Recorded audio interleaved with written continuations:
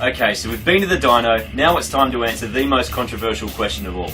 Can you run a blow-off valve on a non-turbocharged car? Now, it's really important to remember that people who invest in turbocharged cars, they pay more for insurance, they pay more for servicing, they get in more trouble with the police, so having a blow-off valve is almost like saying, I'm part of the turbocharged gang, and the blow-off valve is like a badge that says, hey, I'm really into my car. And a lot of people with non-turbo cars want a taste of that sweet turbo badge.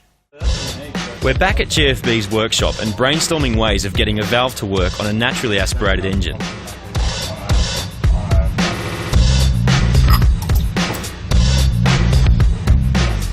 We've come up with an idea, so we're going to bench test our design first to see if we can get it to work.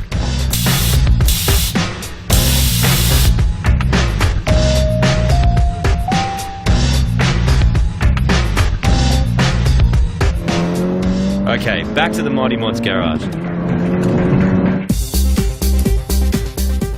We're using a heap of leftover parts from other projects. Intercooler piping, an old car battery, pneumatic solenoids, tyre inflators, clamps and heater hose make up our contraption.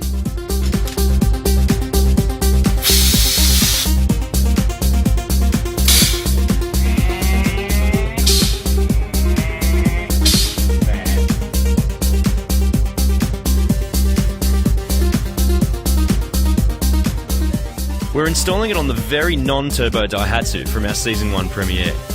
Black bonnets are very last year, black quarter panels are the new fashion. We're installing it in the engine bay with an air compressor attached to the battery. A switch under the clutch operates the contraption, and we've got a manually operated switch for extra bob action at a standstill.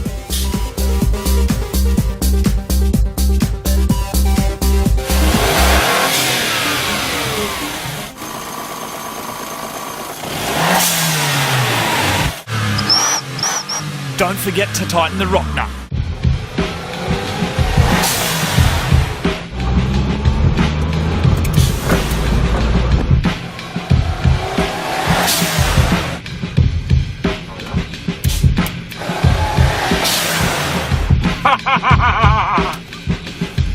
Oh, we did it. We've been joking about this for a long time. We've actually done it. So there's a lot of argument, people saying you can run a blow-off valve on this car, you can't run it on that car. You can actually run it on anything you like, as we're about to demonstrate.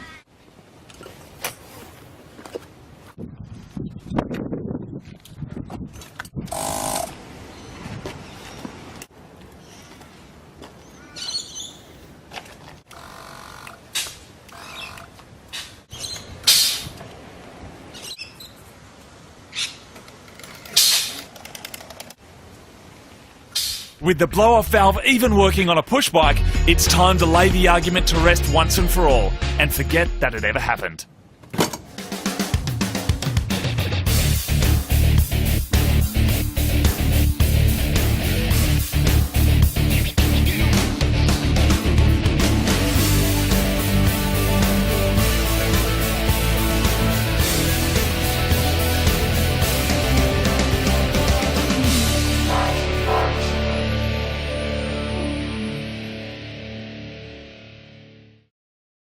Martin, correct me if I'm wrong, but we've just shown everybody how to put a blow-off valve on their Hyundai XLs.